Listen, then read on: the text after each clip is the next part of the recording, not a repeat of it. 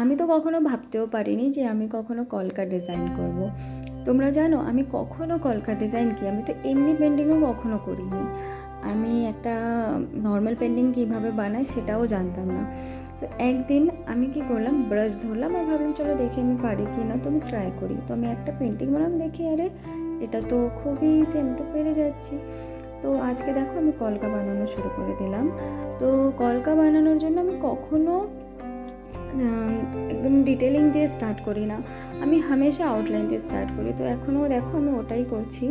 প্রথমে আমি একটু মোটা লাইন নিয়ে নিলাম, তারপর ওটার আশেপাশ দিয়ে একদম পাতলা করে তোমার একদম থিন লাইন করে নিচ্ছি, যাতে আমি যখন ওটাকে ডিটেলিং করব যাতে তোমার মোটা যে লাইনটা ওটা যেন তোমার খারাপ না লাগে।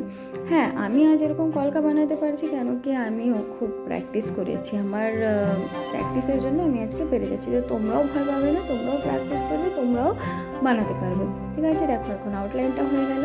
এখন আমি ধীরে ধীরে ডিটেলিং করা স্টার্ট করব। তো এখানে যখন আমি আমি এখানে ডিটেলিংয়ের জন্য লিফ মোটিভটা নিয়েছি। তো লিফ মোটিভের জন্য যে যারা বিগিনার থাকে তাদের খুবই অসুবিধা হয়, কিছু না, এখানে শুধু তোমার ব্রাশটাকে আগে প্রেস করে ধীরে সে হালকা উপরে করে তোমার যত একদম যে ব্রাশের যে টিপটা থাকে ওইটাকে তোমার পিছনের দিকে আগে বাড়িয়ে নিতে হবে, তাহলে দেখবে তুমি ইজিলি লিফ মোটিভটা বানানোর জন্য এবল হয়ে যাবে। তো ওরকমই আমি ধীরে ধীরে পুরো বানাতে গেছি। আর দেখো এখানে আমার একটা গড়বড় হয়ে গেল, এখানে আমার যে পাতলা লাইনটা করব সেটাই আমার তোমার একটু মোটা হয়ে গেল, কিন্তু কিছু হয় না ওতে।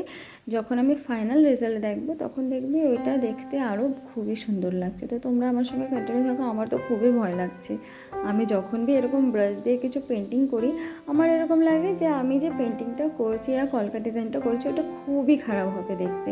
দিমাগে তো চলতে থাকে যে হ্যাঁ এটা তো আমার খুব ভালো হবে দেখতে, কিন্তু ভয় লাগে। আর এইটাই তো পেন্টিংয়ের একটা রাজ, যে তুমি যখন প্রসেসিং করতে থাকবে তখন তোমার লাগবে যে না আমার পেন্টিংটা খুব খারাপ হবে, খুব খারাপ হবে, যে লেকিন যখন ওইটা কমপ্লিট হয়ে যাবে তখন ওইটার আসলি আর রেজাল্ট তুমি দেখতে পেয়ে যাবে। আর তখন ওইটা দেখতে আলাদাই লাগে, যেরকম তুমি দিমাগে ইমেজ বানিয়েছিলে ওটার দিয়ে একদমই আলাদা হয় দেখতে রিয়েলটা। এটাই পেন্টিংয়ের রাজ। যেমনি আমরা লাইফেও অনেক কিছু প্র্যাকটিস করতে থাকি, কিন্তু যখন আমাদের রেজাল্ট আসে তখনই আমরা বুঝতে পারি যে আমরা কী করলাম আর কী না করলাম। তো সেরকমই পেন্টিং, তুমি যত প্র্যাকটিস করবে তত তোমার কলকাটাও ভালো হবে। তো আজকে যদি তোমাদের আমার এই কলকা ডিজাইনটা ভালো লেগে থাকে, বেনিফিশিয়াল লাগে, তো তোমরা আমাকে সাবস্ক্রাইব করো। কাল মিলবো আবার নতুন কলকা আর্টের সঙ্গে। এটা হচ্ছে একটা সিম্পল কলকা আর্ট, আমরা কাল আবার ফোরহেড কলকা প্র্যাকটিস করবো। ঠিক আছে, বাই।